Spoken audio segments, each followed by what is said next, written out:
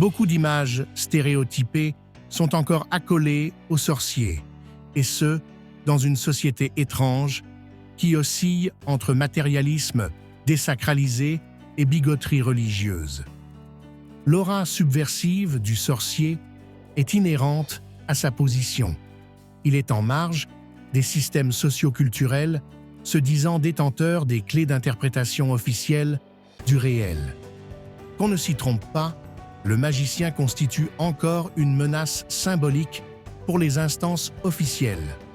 Notre vidéo « Magie blanche ou noire » est-ce la question sur cette même chaîne est très didactique. Pour cerner cet aspect, n'hésite pas à la consulter, le lien est en dessous. Alors quand le sorcier est étiqueté « main gauche » ou encore pire, « chaote », il doit se faire discret. La nature de ses recherches pouvant souffrir d'amalgames dangereux. Et comme les tenants de certains courants magiques n'ont rien à envier à l'intransigeance cléricale, les suivants du feu sombre deviennent des caméléons, des porteurs de masques. Une incompréhension récurrente subsiste qu'il nous faut dissiper. Les sorciers ne sont pas les garants d'un catéchisme. Certes, ils travaillent avec un système de croyances, mais leur approche est orientée résultat. Là est la différence avec les institutions religieuses bâties sur la tension entre pur et impur, noir et blanc, bien et mal. Les sorciers sont en revanche les héritiers d'une autre tension. Antérieure au monothéisme du livre, la tension entre ordre et désordre, harmonie et déséquilibre. Dans les pratiques païennes, le chaman est un négociateur chargé de trouver et parcourir les routes qui mènent aux esprits. L'objectif n'est pas de rendre un culte exclusif aux esprits, mais de négocier un équilibre profitable aux êtres de toutes les dimensions. La valeur morale n'intervient pas ou peu en ces transactions, c'est un échange entre des êtres appartenant à des plans naturels différents. Le surnaturel ne désigne que du naturel moins habituel, moins ordinaire. Certains courants religieux, déclarant certaines catégories d'esprits hors la loi, ont superposé la tension bien-mal sur la tension ordre-désordre.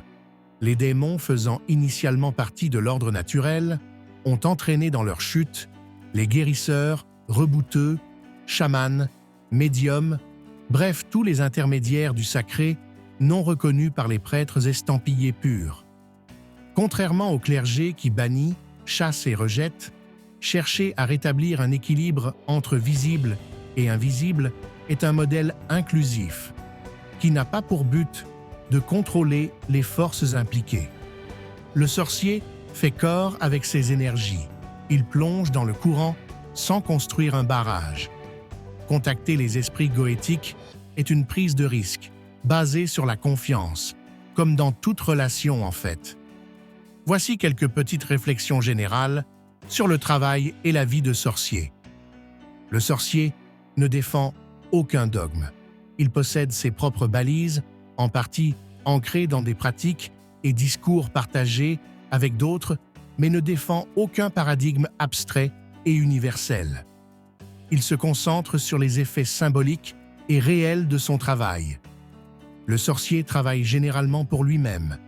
Il est sa propre matière qu'il cherche à transmuter. Suivre cette voie n'implique pas forcément de monnayer ses services, ni même de les proposer. Le sorcier intègre tout ce qui peut l'inspirer dans sa pratique. Le numérique constitue un mode supplémentaire d'expression de la magie sans s'y limiter. En fait, toute pratique humaine est une forme de magie, à partir du moment où une volonté de modification du réel y est projetée, avec le levier des émotions et une intention claire. Le sorcier s'habille comme il le veut pour sa pratique et ressemble à Monsieur Tout-le-Monde en société. Inutile forcément de ressembler à un Rasputin gothique pour valider son pouvoir. Le sorcier possède une famille, élève ses enfants avec amour, aime son partenaire, invite des amis, paye ses factures et vit ses bons et mauvais jours. Le sorcier est totalement inséré dans la société où il vit, exerce une profession dite normale et exerce un regard critique sur ses propres expériences. Le sorcier mène une vie pondérée, apprécie de saisir le plaisir quand il se présente, ne regrette pas ses excès festifs et s'immerge quand il le sent dans le calme de l'étude ou de son temple astral. Le sorcier est maître de ses pulsions et désirs et utilise leur énergie pour tenter de modifier sa réalité. Il est loin d'être un esclave de ses penchants, il connaît les puissances, tapit en ses profondeurs et les regarde droit dans les yeux. Le sorcier n'a pas d'âme à troquer. Il décide simplement d'assumer sa propre singularité sans se prendre au sérieux.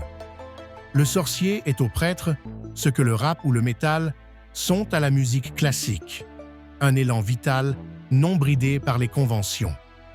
Au risque de mettre la maison Ollivander en faillite, le sorcier n'a pas besoin de baguettes ou de rituels complexes pour pratiquer. Sa capacité à créer et à passer en état de conscience modifié lui suffisent. Merci pour ton écoute. Abonne-toi pour des vidéos régulières sur la Chaos Goetia, la sorcellerie de la main gauche.